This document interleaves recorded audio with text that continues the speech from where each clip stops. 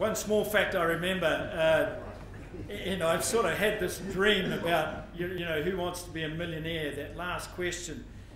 Who was the first people to cross the Blue Mountains? Well, it was Blaxland, Wentworth and Lawson in 1813. A trivial fact that I've recounted and has no absolute relevance to what I'm talking about. But it just shows you, if you use the acronym LBW, and when you watch a lot of the Australian cricketers, it's very, very apt. So Australia discounted, then we're on to New Zealand. So the decision was made to invest in New Zealand. Obviously we have a tremendous apple growing history, expertise and significant export experience. So ticked all the boxes. But then along came the OIO.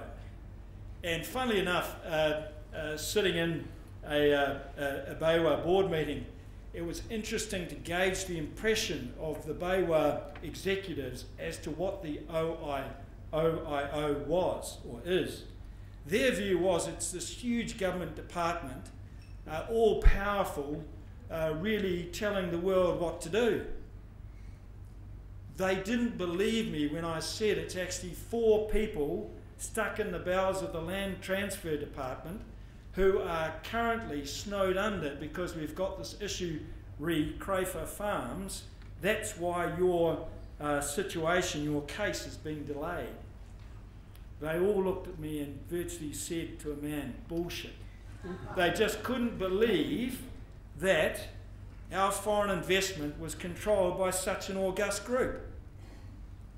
Then you throw the Crayford Farms situation on, where you have the judiciary changing the rules of the game with 5 minutes to play. They couldn't understand that situation. You try explaining it to people who are wanting to spend hundreds of millions of dollars in this country. We really looked like Mickey Mouse turkeys, and that's the only way I can explain it. Because the question was asked, is it because we're German? That's quite literally the thoughts that were going through the BayWa executives' minds. So anyway, we finally got over that OIO hurdle, and the investment was complete. The rationale, BayWa obviously looking at a global internationalisation, and they saw New Zealand, not only Southern Hemisphere, but also really enhancing their core business, and fruit being part of their core business. And as I've already said, the ability to guarantee people 12 months supply being very important. They saw earnings increase, applying some of their efficiencies. They also saw clearly future growth with regards our PVR rights, particularly around Jazz and Envy, our 2 key apple varieties, but also around the name Enza, which even though we're undergoing a brand architecture review at the moment, the power and residual of the Enza name and brand internationally is significant. And I suppose we should all thank the Apple and Pear Board that spent millions on the promotion of Enza internationally. That residual is still strong. They saw Turners and Growers being active in the Asian markets now, and could see an opportunity to grow on that. The opportunity to unlock capital reserves and reinvest in our operating business, I suppose that's corporate speak for saying they saw the Turners and Growers balance sheet as being somewhat lazy. Lazy in the respect that we owned and own a tremendous lot of land and buildings. So in their calculation of value, it wasn't so much an EBIT multiple, it was more about what is this company worth if we actually realised, sold all of the land and buildings, and let's pick a number somewhat less than that, and that will then be a good deal.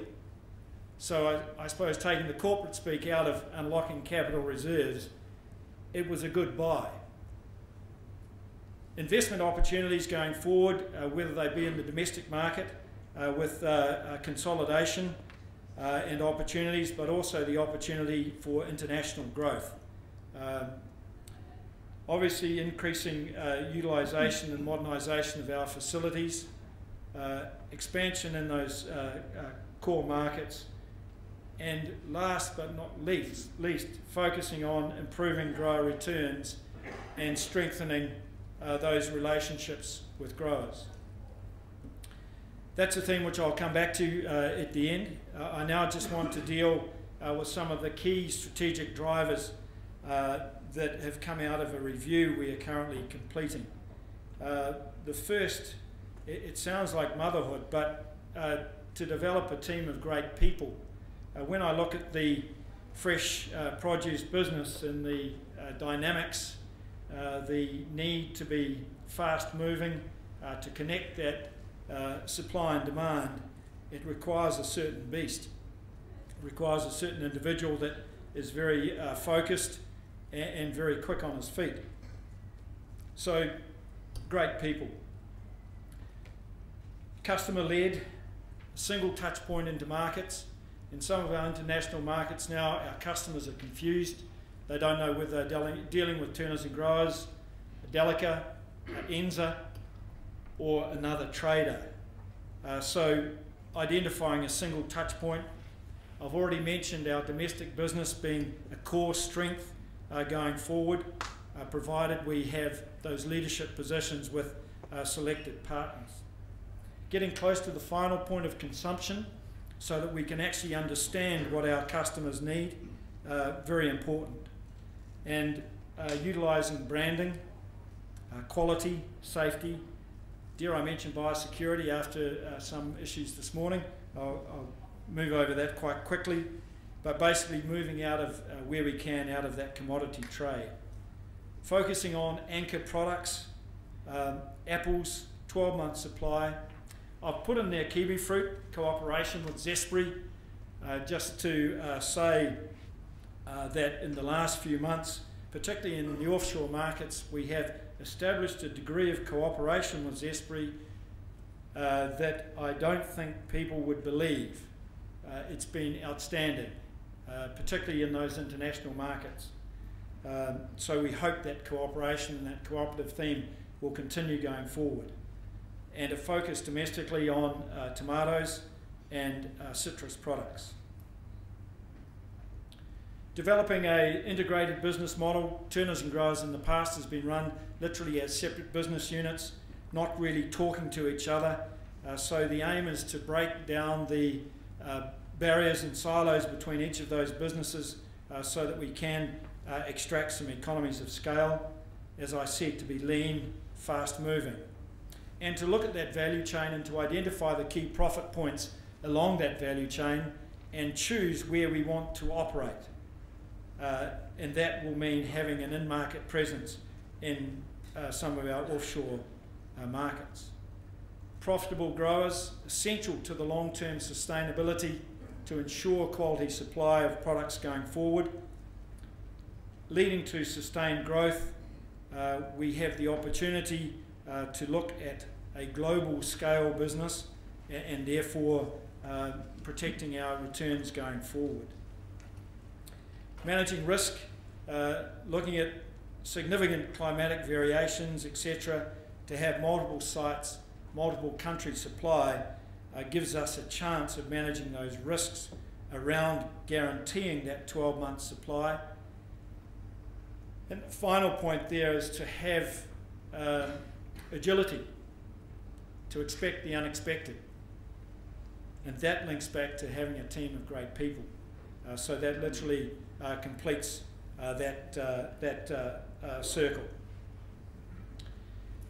The last point I want to touch on before opening up the session to questions is to talk about grower sustainability.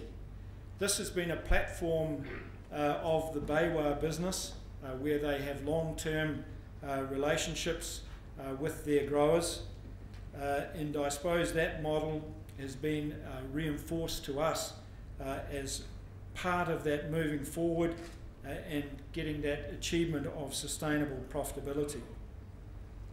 Being market and consumer-led, I suppose just links back to our ability to supply high-quality fresh product.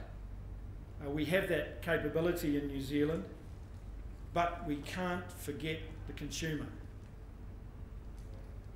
The consumer is no idiot. She's your wife. I think we forget that at our peril as we become so production focused and looking at production efficiencies, driving yields, etc. I think the key, or one of the keys to efficiency, is really focusing on that point of end consumption.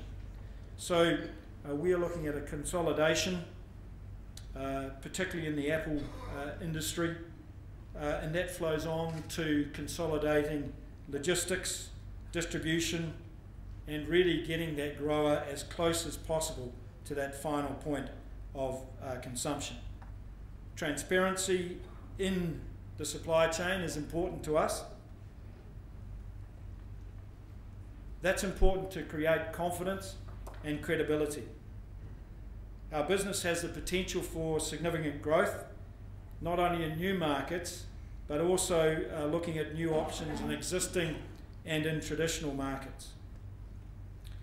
I think we all, in today's pressured world, have that immediate focus on profitability, but I think we need to, and we can't lose sight of the need for clear strategic direction and plans which will take our business into the future.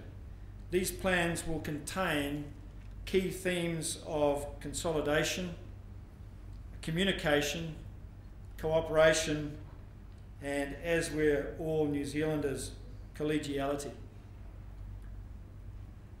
Thank you.